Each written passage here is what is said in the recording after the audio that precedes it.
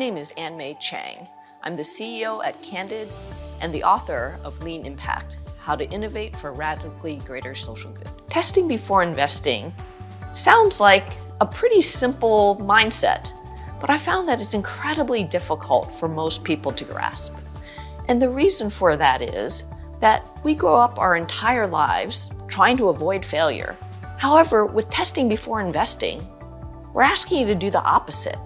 We're asking you to pursue failure. That might sound kind of counterintuitive, but the reason we want to pursue failure is because if we're going to fail, we want to fail early and we want to fail small. And that allows us to learn, adapt, and iterate to get to a solution that has the potential to really solve the problem that you're trying to solve. I don't think there's any one moment where I realized that testing before investing is mission critical.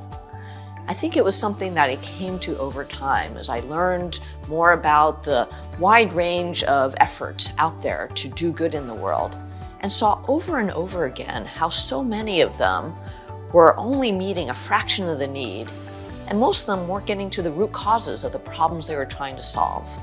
And one of the reasons that became clear to me was that many of these teams are working with their arms tied behind their backs.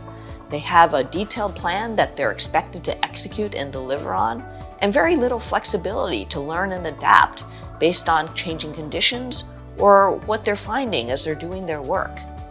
As a result, we can end up wasting an enormous amount of resources. I think testing before investing is much harder in the social sector than it is in the private sector.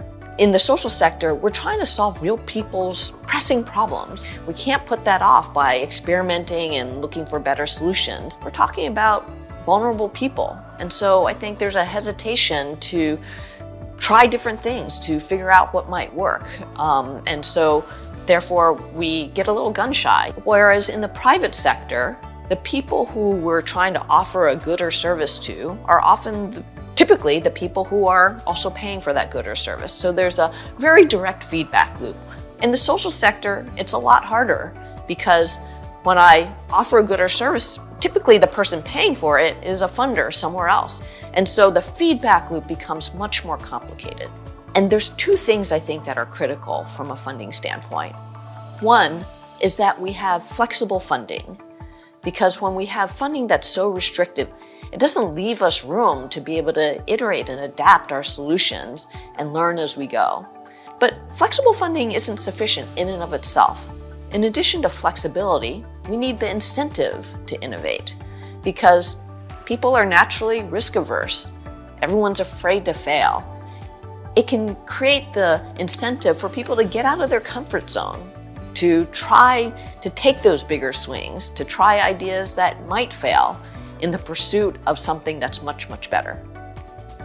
I truly believe that if we add the testing before investing mindset into our tool chest, that as a sector as a whole, that we could have 2 times, maybe even 10 times as much impact on the problems that we care about in the world.